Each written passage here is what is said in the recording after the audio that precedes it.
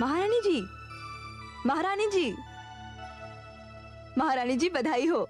राजकुमार प्रहलाद गुरुकुल से आ रहे हैं। सच?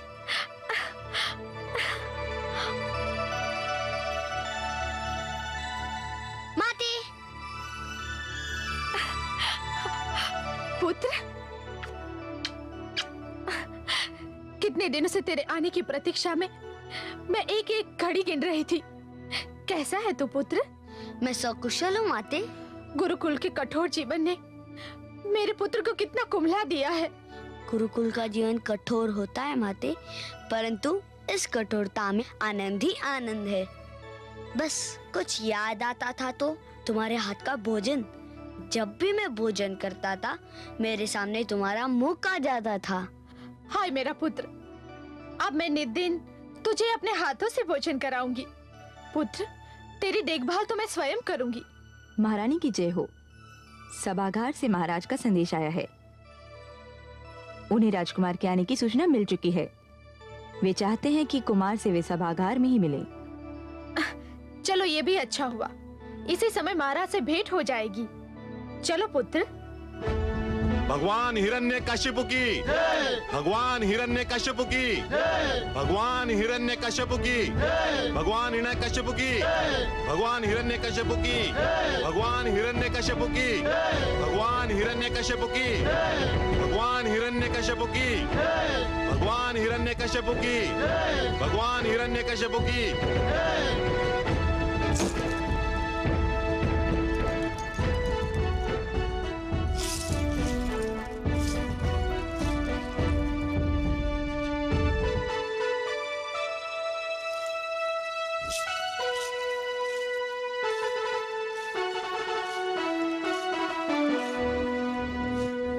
भगवान हिरण्यकशिपु की जय हो। कौन है ये दुष्ट? भगवान, इन दुष्टों को हमने बार बार टोका, आपका आदेश सुनाया, चेतावनी भी दी, किंतु इन्होंने विष्णु की पूजा नहीं बंद की। पाप, महापाप। इन दुष्टों ने अपराध नहीं महापाप किया है। ले जाओ इन्हें और हमारी राजधानी के मुख्य मार्ग पर खड़ा करके जला दो, जलाकर राख कर दो इन्हें। जब इनके शरीर से अग्नि की लपटें निकलेंगी तभी इनको ज्ञात होगा कि भगवान कौन है, इनका वो विष्णु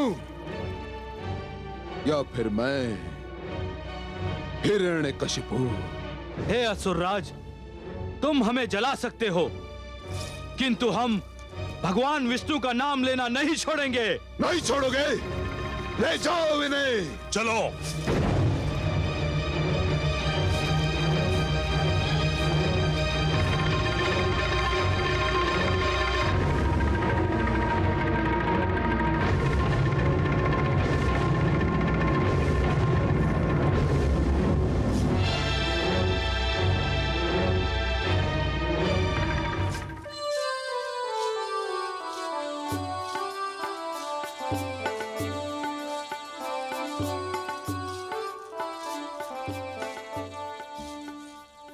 पिताश्री। प्रहलाद,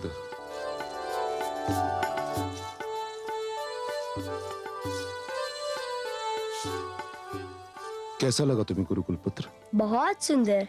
पिताश्री, जानते हैं वहाँ मुझे बहुत से मित्र मिल गए हैं। वे मुझे बहुत प्यार करते हैं। मुझे उनके साथ रहना बहुत अच्छा लगता है। सुंदर, अति सुंदर। वो तुम्हारे गुरु, उन्हें कैसा पाया तुमने? वे भी बहुत अच्छे और बहुत विनम्र हैं। मेरी देखभाल करते रहे। परंतु पिताश्री, उन्हें तो ये भी नहीं पता कि शिष्य को क्या पढ़ाना चाहिए। वे तो शिष्यों को एक असत्य पाठ पढ़ाते हैं। देखा कितना चतुर है मेरा पुत्र। इतनी छोटी सी आयु में इसने ये भी जान लिया कि सत्य और असत्य में क्या अंतर है। धन्य हो पुत्र, तुम धन्य हो। किंतु पुत्र, तुमने ये कैसे जान लिया कि तुम्हारे गुरु तुम्हें असत्य पाठ पढ़ा रहे हैं? उन्हें तो ये भी ज्ञान नहीं कि ईश्वर कौन है। मैं कुछ समझा नहीं। वे मुझे गुरुकुल में बने मंदिर ले गए और आपकी मूर्ति दिखाकर कहने लगे कि ये ईश्वर है, इनकी पूजा करो। और तुमने क्या कहा? मैंने कहा कि ये मेरे पिताश्री की मूर्ति है, ये ईश्वर नहीं है, ईश्वर कोई और है।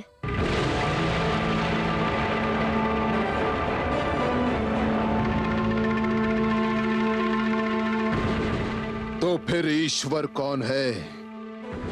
कौन है ईश्वर? आपको भी नहीं पता? लगता है कि आपके गुरु ने भी आपको नहीं बताया कि ईश्वर कौन है। मैं तुम्हारे मुख से सुनना चाहता हूँ कि ईश्वर कौन है। बताओ।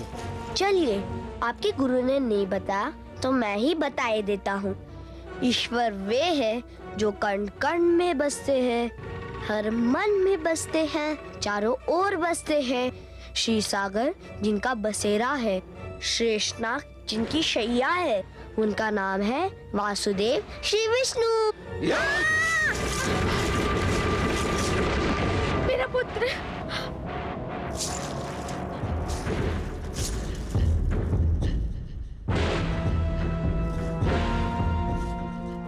किसने दी इस बालक को ये विश्व भरी शिक्षा?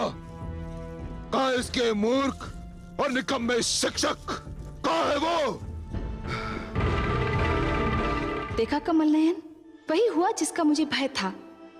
हिरण्यकशिपु ने पुत्र प्रहलाद पर अपने प्रकोप का द्वार खोल दिया है। अत्याचार आरंभ हो गया है। इतने प्यारे और कोमल बालक को निर्दयता से उठाकर फेंकते हुए उस दुष्ट को दया नहीं आई। हाँ महादेवी, कथा आरंभ हो गई है। ये वो कथा है जो हर युग में सत्य की पताका फहराने वालों को प्रेरणा देगी। पर आप घबराइए मत। जो पुष्प खिलने वाला होता है वो खिलकर ही रहता है। धूप उसे कुम्हला नहीं सकती महादेवी। जो प्रकाश फैलने वाला होता है वो फैलकर ही रहता है। अंधेरा उसकी राह नहीं रोक सकता। हिरण्यकशिपु ने प्रकोप का नहीं, अपने पतन का द्वार खोल दिया है। अब आप देखिए क्या होता है। हिरण्यकशिपु ने इस सत्य को पहली बार सुना है और उसका दंड यह है कि यही सत्य उसे बार बार सुनना होगा। मैंने गुरुदेव के कहने पर प्रहलाद की शिक्षा दीक्षा आप दोनों को सौंपी थी। मैंने सोचा था कि आप उसे वही शिक्षा देंगे जिसका गुरुदेव ने आदेश दिया था।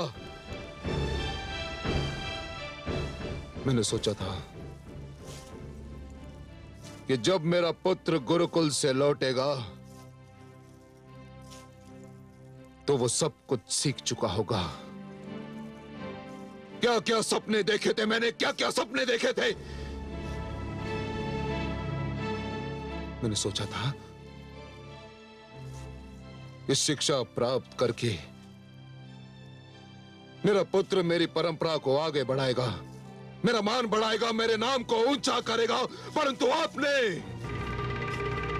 आपने उसे सर्वथा उल्टी शिक्षा दी। उसे वो नाम बताया जिसे सुनकर मेरे कानों में विष खुल जाता है, मेरे तन मन में आग लग जाती है, और वो नाम है विष्णु विष्णु विष्णु। भगवान, बस मैं कुछ नहीं सुनना चाहता, कुछ नहीं। ले जाइए उसे और उसके मस्तिष्क में भरे कूड़े करकट को निकाल बाहर कीजिए और उस मूर्ख को बताइए ईश्वर कौन है। कौन है ईश्वर? मैं आप दोनों को अंतिम बार क्षमा कर रहा हूं, अंतिम बार समय दे रहा हूं। उस मूर्ख का भ्रम दूर कीजिए। यदि ना किया तो आप दोनों मेरे दंड से बच नहीं पाएंगे। इससे पहले कि मेरे संयम का बांध टूट जाए। चले जाइए यहां से, चले जाइए।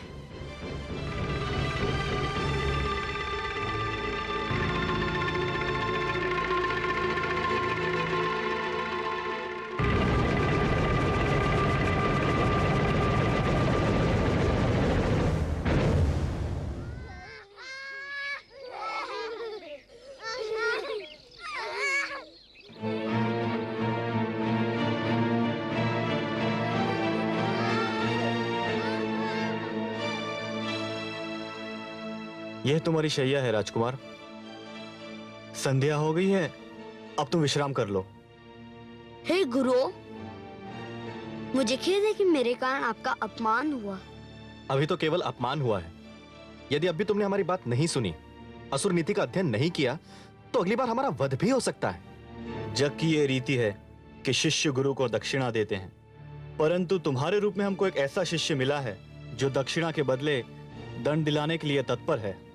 शिष्य का धर्म है कि गुरु को सुख पहुंचाना, उनकी सेवा करना।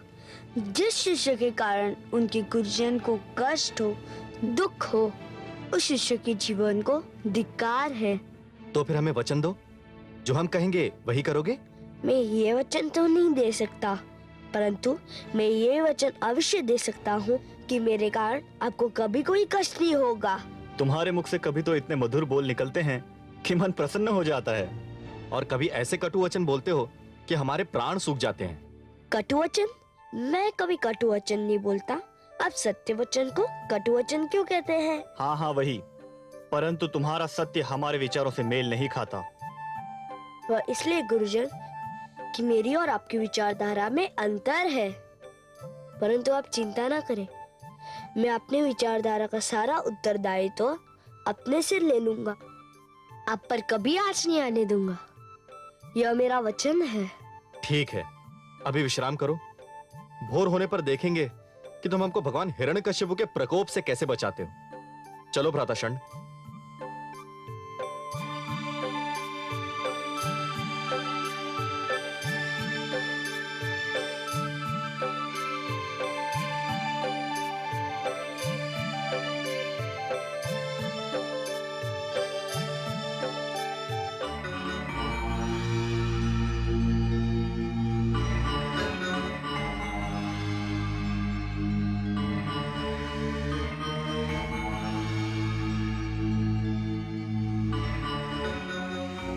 स्वामी,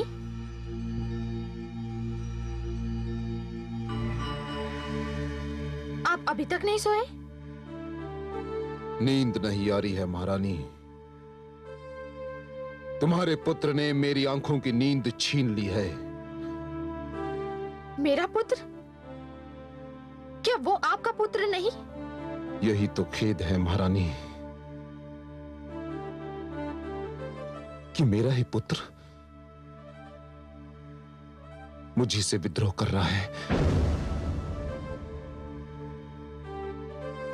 मेरा ही रक्त मुझी को ललकार रहा है।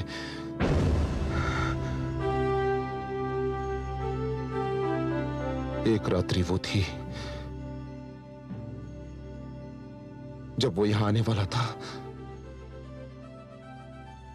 उस रात्रि प्रसन्नता के कारण मुझे नींद नहीं आ रही थी, और एक रात्रि ये है जब उसकी बातों ने मेरे तन मन में आग लगा दी है। और आज मुझे क्रोध के कारण नींद नहीं आ रही है महारानी। आपका पुत्र अभी छोटा है स्वामी। परंतु महारानी,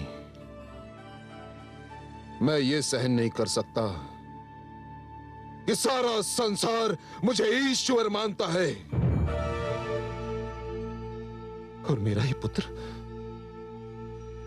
अपने मन में विष्णु की मूर्ति बसाए बैठा है। विष्णु की मूर्ति हठ धर्मी पर तुला हुआ है वो। यह बालहट है, और बालहट का उत्तर क्रोध से देना उचित नहीं स्वामी। हम उसे प्यार से समझाएंगे तो वो अवश्य मान जाएगा। पुत्र है, उस पर प्यार भी आता है, किंतु विद्रोही है,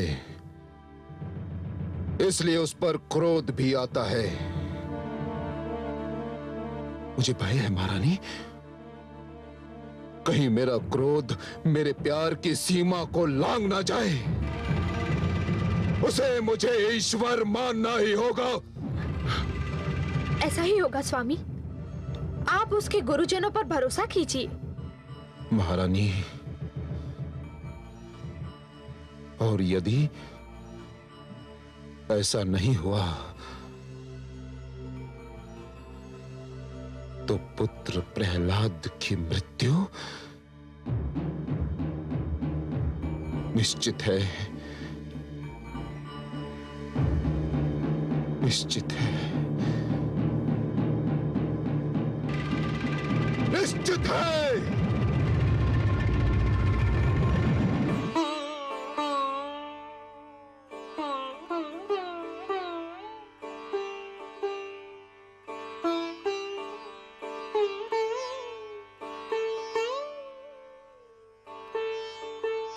मित्र प्रहलाद, राजकुमार,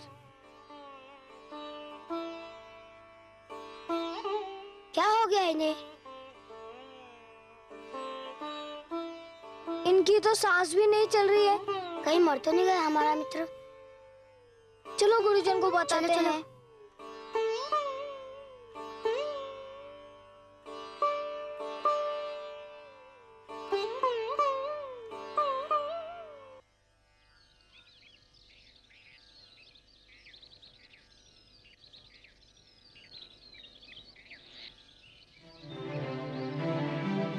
गुरुदेव, गुरुदेव, शीघ्र चलिए। राजकुमार प्रहलाद को कुछ हो गया।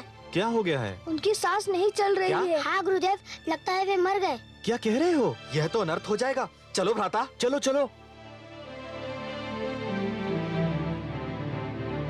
प्रहलाद, शिष्य प्रहलाद, राजकुमार, राजकुमार की सांस नहीं चल रही है, नाड़ी भी नहीं चल रही है। हम तो मारे गए भ्राता षंड। ये किस संकट में डाल दिया राजकुमार ने? अगर भगवान हिरण्यकशिपु को सूचना मिल गई तो अनर्थ हो जाएगा भ्राता।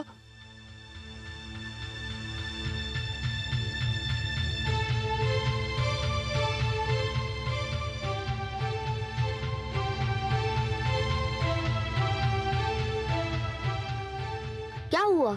आप लोग इतने भयभीत क्यों दिखाई दे रहे हैं? भयभीत? आपने तो हमारे प्राण ही संकट में डाल दिए थे। क्यों? हम तो समझे थे कि आपको कुछ हो गया है। कुछ नहीं हुआ था मुझे। कुछ नहीं? परंतु यह सब क्या था? हे गुरुजन, आप लोग अकारण घबरा गए। कुछ नहीं हुआ था मुझे। मैं तो केवल योगाभ्यास कर रहा था। योगाभ्यास? हाँ, इसे शवासन कहते हैं। शवासन? हाँ, इसे योग मुद्रा भी कहते हैं। इसमें श्वास को भीतर ही खींचकर भीतर ही रोक लिया जाता है और प्राणों को शरीर के ब्रह्मांड में अर्थात मस्तिष्क में स्थिर कर दिया जाता है। इससे शरीर और मस्तिष्क दोनों को शक्ति मिलती है। हे कमल नयन, क्षण भर के लिए तो मैं भी स्तब्ध रह गई। मुझे अचरज हो रहा था कि पुत्र प्रहलाद की जीवन लीला इतनी शीघ्र कैसे समाप्त हो गई। महादेवी, पुत्र प्रहलाद की जीवन लीला अभी तो आरंभ ही नहीं हुई है, तो वो समाप्त कैसे होगी?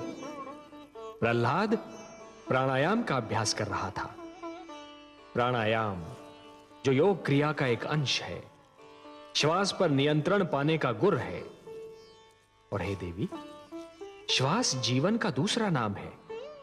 जो श्वास पर नियंत्रण पा लेगा वो जीवन पर नियंत्रण पा लेगा। ये सब पुत्र प्रहलाद को देवर्षि ने सिखाया था। हाँ महादेवी, देवर्षि ये जानते हैं कि इस योग क्रिया का महत्व आने वाले युगों में जाकर ही जान पड़ेगा। आने वाले युगों में धरती पर जनसंख्या इतनी बढ़ जाएगी, इतने नित नए आविष्कार होंगे कि वातावरण दूषित हो जाएगा, प्राणवायु विषैली हो जाएगी। और उस समय श्वास पर यह नियंत्रण मानव के लिए बहुत उपयोगी सिद्ध होगा। आप सत्य कह रहे हैं सर्वज्ञ। आने वाले युगों में योग क्रिया हर समुदाय, हर वर्ग के स्त्री पुरुषों के लिए स्वस्थ जीवन का आधार बन जाएगी। और प्रहलाद के लिए तो यह और भी आवश्यक है महादेवी, क्योंकि अब उसके जीवन में जो घटनाएं घटने वाली हैं उनमें उसकी ये योग क्रिया ही उसका साथ देगी।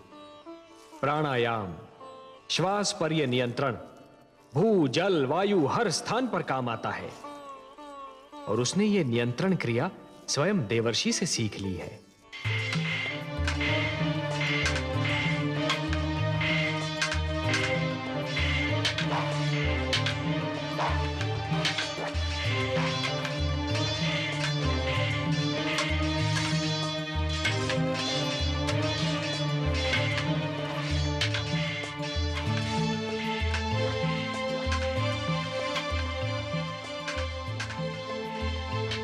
राजकुमार,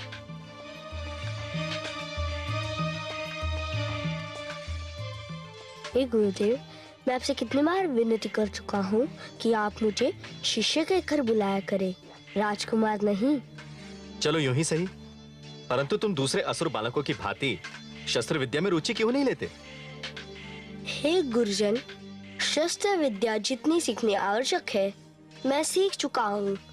शस्त्र विद्या के नाम पर ये बालक जो कुछ सीख रहे हैं वह मन को हिंसा की ओर खींचता है, और मुझे हिंसा में कोई रुचि नहीं। परंतु शिष्य जिनके हाथों में शस्त्र होते हैं वही तो वीर कहलाते हैं। शस्त्र उनके हाथों में होते हैं जिनके मन में भय का वास होता है। जिनके मन में भय नहीं होता उनके हाथों को शस्त्र की आवश्यकता नहीं होती। तुम तो विचित्र नीति बता रहे हो शिष्य। शस्त्र तो शक्ति का प्रतीक होता है। हे आदरणीय गुरुदेव, मूर्ख शस्त्र को अपनी शक्ति समझता है और बुद्धिमान अपनी भीतरी शक्ति को अपना शस्त्र समझता है। बुद्धि की शक्ति को कोई नहीं हरा सकता। हे गुरुजन, हमें मित्र प्रहलाद की बातों में बड़ा आनंद मिलता है। मित्र प्रहलाद, हमें भी कोई कथा सुनाओ। शस्त्रों के खेल में हमें भी आनंद नहीं आता। मूढ़ बालक, राजकुमार प्रहलाद की चाल चलने जाएगा तो स्वयं अपनी चाल भूल जाएगा तू। किंतु गुरुदेव, हम अपने आंखों से देख चुके हैं मित्र प्रहलाद जो कहते हैं सत्य सिद्ध होता है। हम भी इनका अनुसरण करना चाहते हैं। मूर्खो, तुम तो संभवतः बच भी जाओ, परंतु यदि भगवान हिरण्यकश्यप को इस बात की सूचना मिल गई तो तुम्हारे माता पिता का जीवन संकट में पड़ जाएगा। देखा मित्रों, शस्त्र हाथ में होते भी तुम भयभीत हो गए। अपने मन में उन्हें बसा लो जो मेरे मन में बसे हुए हैं, सारा भय दूर कर देंगे। मेरे भगवान विष्णु हृदय से हर भय दूर कर देते हैं। मित्र प्रहलाद, हमें भी कोई कथा सुनाओ ना। भ्राता अमर्क, क्या हम इस बालक को शिक्षा दे सकते हैं? नहीं भ्राता षंड, उल्टे यही हमें शिक्षा दे रहा है। ये तो हमारे लिए बहुत बड़ा संकट खड़ा कर रहा है। पता नहीं इस संकट का उपाय है भी या नहीं। केवल एक उपाय है। क्या? आओ मेरे साथ।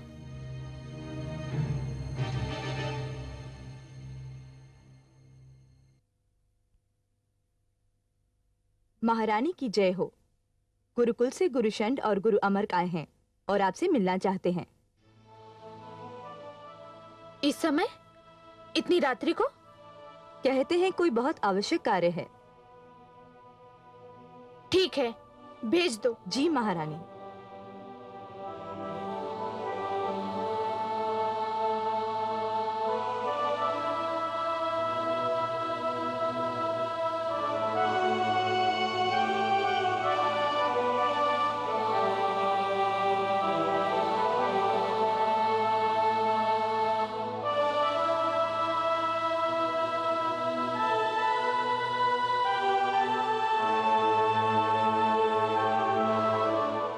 प्रणाम राजमाता।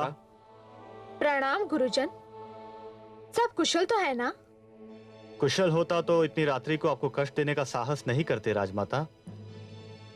क्या बात है?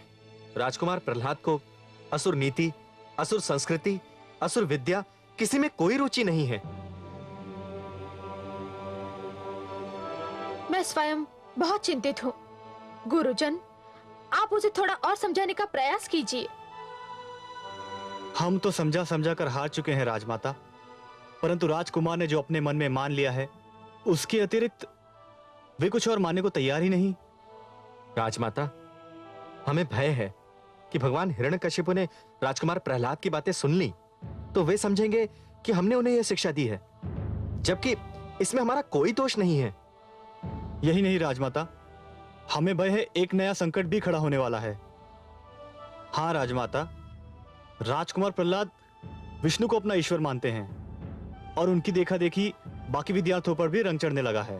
हमारे असुर शिष्य भी असुर धर्म से दूर होते जा रहे हैं राजमाता।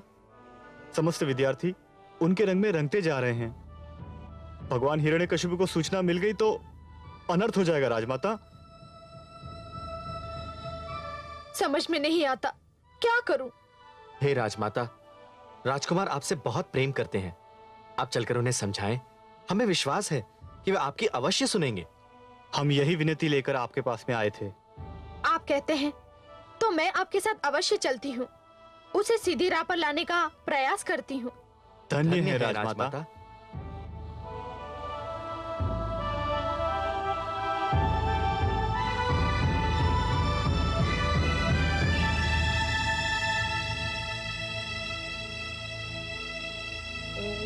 नमो भगवते वासुदेवाय। ओम नमो नारायण।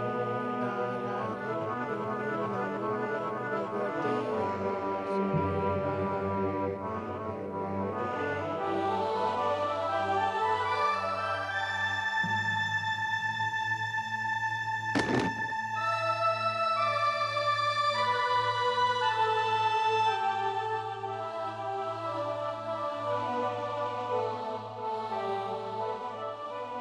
पुत्र प्रहलाद,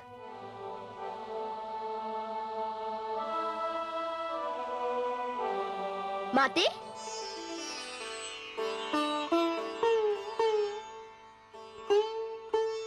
माते, आपको देखकर मेरा मन प्रसन्न हो गया। परंतु आपको कष्ट करने की क्या आवश्यकता थी? मुझे बुला लिया होता। पुत्र, यदि आधी रात्रि को मुझको राजभवन छोड़कर तुम्हारी कुटिया तक आना पड़ा तो इसका अर्थ जानते हो पुत्र? नहीं माते।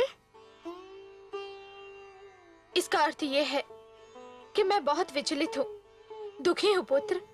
विचलित? दुखी? पर किसके कारण? तुम्हारे कारण पुत्र। मेरे कारण? हाँ पुत्र, तुम्हारे कारण। तुम जिस प्रकार अपने विचारों को व्यक्त करते हो उसके कारण। परंतु माते, अपने विचारों को व्यक्त करना तो हर एक का अधिकार है। अवश्य है पुत्र, परंतु एक का अधिकार दूसरे के लिए हानि बनने लगे तो हर एक को सोचना चाहिए कि अधिकार का प्रयोग किस सीमा तक किया जाए। आइए माते, स्थान ग्रहण कीजिए। अब आप ही बताइए माते, मुझे क्या करना चाहिए? जानते हो पुत्र, तुम्हारे दोनों गुरु कितने चिंतित हैं? क्षमा करें माते, वे चिंतित नहीं, भयभीत है। भयभीत इसलिए कि वे जानते हैं कि वे हम सबको जो शिक्षा दे रहे हैं वो शिक्षा सत्य पे आधारित नहीं है। वे जानते हैं कि वे अपने विद्यार्थियों से जिन विचारों को मानने के लिए कह रहे हैं उन विचारों पर स्वयं उनको संदेह है। वे जिस बात पर विश्वास का प्रचार करते हैं उस पर स्वयं उन्हें विश्वास नहीं है। वे मेरे कारण चिंतित नहीं है माते, अपने झूठे पाखंड के कारण भयभीत हैं। पर मैं भी भयभीत हूँ। जिस दिन से तूने महाराज को रुष्ट किया है मेरी तो रातों की नींद उड़ गई है। हर पल यही भय रहता है कि तेरा क्या होगा, और यदि तुझे कुछ हो गया तो मैं क्या करूंगी? भय को मन से निकाल दीजिए। जब आप नहीं जानती कि आपका क्या होगा, मैं भी नहीं जानता कि मेरा क्या होगा, तो फिर इसके लिए सोचना क्या? सब भगवान पर क्यों ना छोड़ दिया जाए? क्योंकि होगा तो वही जो ईश्वर चाहेगा। क्या होगा, क्या होने वाला है, ये भी केवल वही जानता है। फिर हम क्यों चिंता करें? जितनी सरलता से तू चिंता से मुक्त हो सकता है, मैं कैसे हो सकती हूँ? मेरे लिए तो एक और मेरा पति है और दूसरी ओर मेरा पुत्र, और उन दोनों की चिंता में फंसी मैं, एक पत्नी, एक माता, जो न इस पार जा सकती है न उस पार। मैं क्या करूं? आप भी मेरे ईश्वर पर विश्वास कीजिए, सब कुछ उसी पर छोड़ दीजिए। भय या चिंता के स्थान पर मन में ये सत्य बसा लीजिए कि यश अपयश, जीवन मरण सब ईश्वर के हाथ में है। जिसके साथ वो है उसकी ना कोई चिंता है ना भय।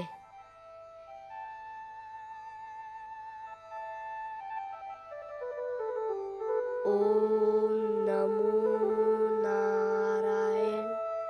ओम नमो भगवते वासुदेवा।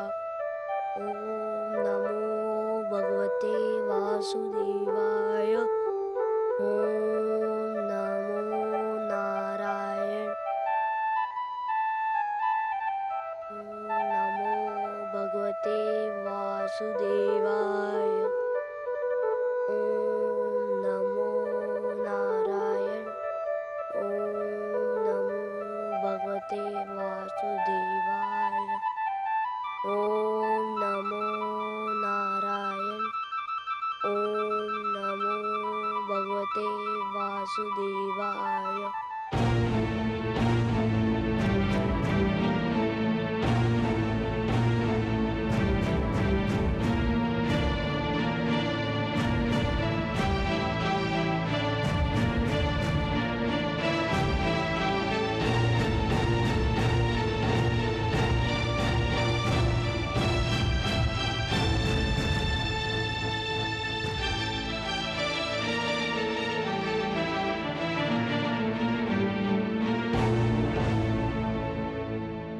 भगवान हिरण्यकशिपु की शक्ति इतनी रात्रि को कहां से आ रही है?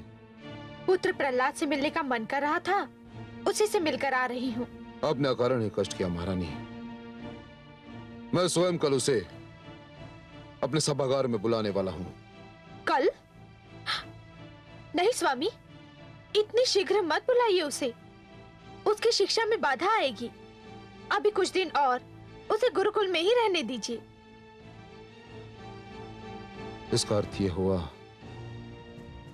कि उसे मिलने के पश्चात आपको यह ज्ञात हुआ कि वो गुरुकुल में वो कुछ नहीं सीखा जो उसके गुरु उसे सिखाना चाहते थे। ऐसा नहीं है स्वामी, पर उसे थोड़ा समय और मिलना आवश्यक है। नहीं महारानी, मैं और अधिक समय नहीं दे सकता। ये प्रश्न भगवान हिरण्यकशिपु के मान सम्मान का है। ये प्रश्न हमारे अभिमान का है। मैं कल ही सेनापति अश्वमित्र को भेजकर प्रहलाद को सभागार में बुलाने का आदेश देता हूं।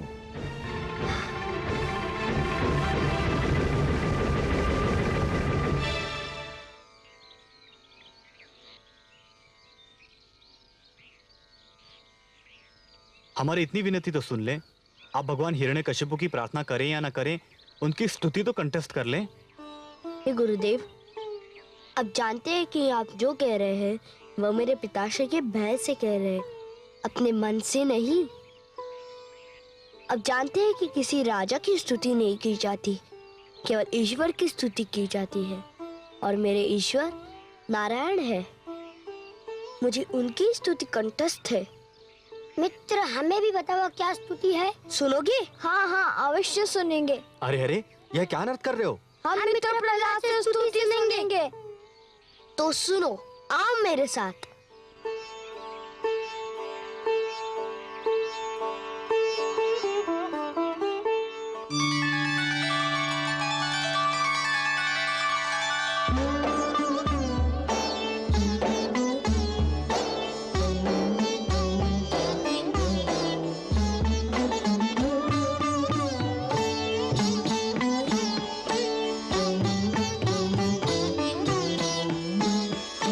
तू है